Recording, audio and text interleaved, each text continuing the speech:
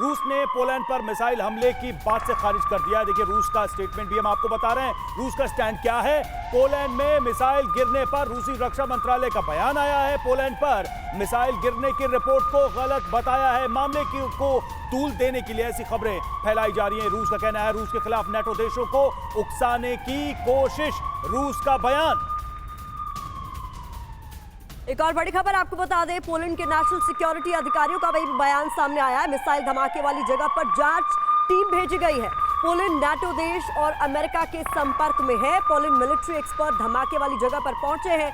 जांच की जाएगी। मिसाइल धमाके की जांच के लिए ये एक्सपर्ट्स ग्राउंड जीरो पर पहुंच गए। किस तरह की मिसाइल गिरी थी उसकी जांच ये टीम करेगी।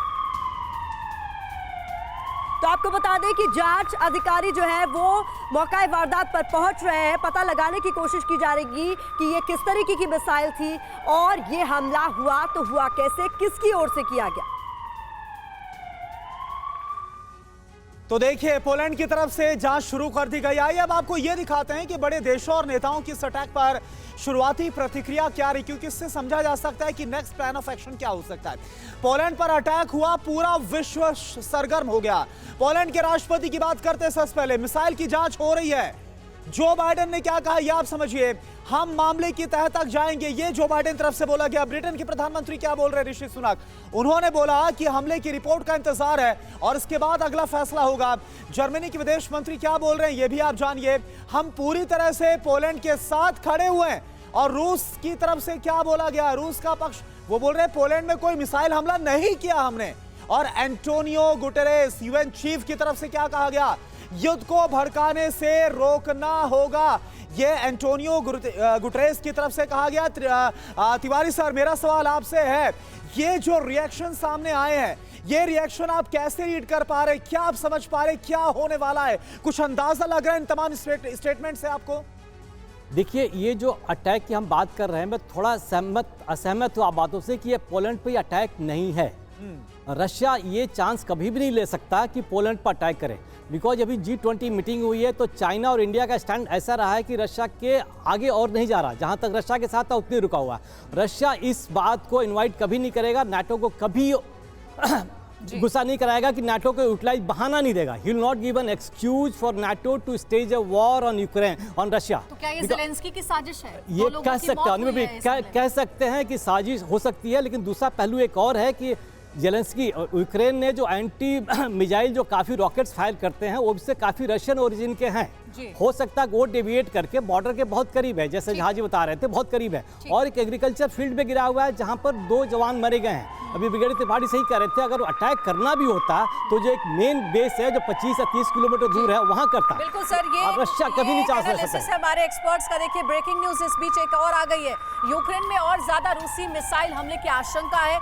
यूक्रेन में कई शहरों में सुनाई दे रहे हैं एयर सायरन। हमले की आशंका के बीच पूरे देश में अलर्ट है। यूक्रेनी सेना ने हमले को लेकर अलर्ट जारी किया है।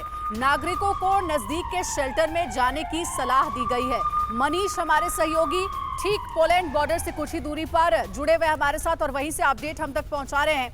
मनीष, पोलैंड पर हुए हमले की तो हम लगातार बात कर रहे हैं, लेकिन कल कुछ और भी देखने को मिला। 100 मिसाइलों से बैक टू बैक यूक्रेन के अलग अलग शहरों को दहला दिया रूस ने।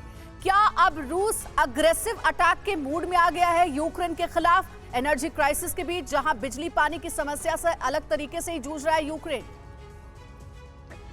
देखिए, जब रूस ये देख रहा है कि खेरसॉन में प्रेसिडेंट जेलेंस्की जा रहे हैं, जश्न मना रहे हैं, G20 में संबोधित कर रहे हैं या प्रेसिडेंट बाइडेन उन्हें शाबाशी दे रहे हैं, तो आप सोचिए कि प्रेसिडेंट पुतिन के दिल पर क्या गुजरती होगी, रूस के लोगों का कितना दबाव क्रेमलिन पर हो रहा होगा।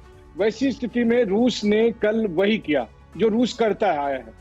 जैसे कि हमने देखा था कि क्रीमिया ब्रिज पर हमले के बाद रूस ने यूक्रेन के 12 शहरों पर हमला किया था, तब तारीख 10 अक्टूबर थी और तब 84 मिसाइलों का हमला हुआ। लेकिन इस बार मामला थोड़ा और बड़ा था, तो उन्होंने शतक पूरा किया और 100 से अधिक मिसाइलों के साथ उन्होंने हमला किया। अब 2 बात तो यहाँ पर मकसद पूरा हो चुका था प्रेसिडेंट पुतिन का कि खेरसॉन में जो जश्न था उसको उन्होंने फीका कर दिया।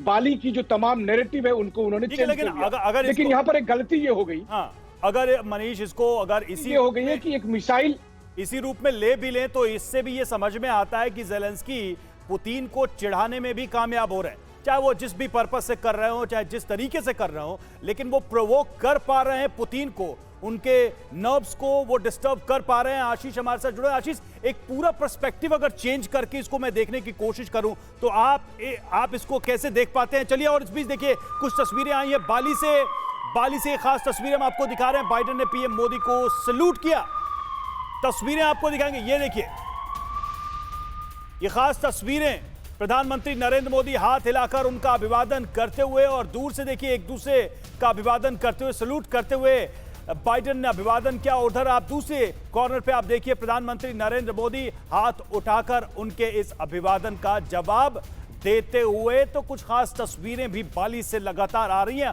और ये तस्वीरें आज सुबह की भी एक तस्वीर आई थी, और अब ये तस्वीर जो है वो बहुत खास है। हालांकि आशीष से हमारा सवाल रह गया, हम अगले सेशन में जरूर ये सवाल उनसे रखेंगे। बाली से लगातार तस्वीरें आ रही हैं, माहौल बदला हुआ है, बदले माहौल में लगातार खबरें भी आ रही हैं, बैठकें भी चल रही हैं। एक एक अपडेट ग्राउंड जीरो से आप तक पहुंचा रहा है TV9 भारतवर्ष।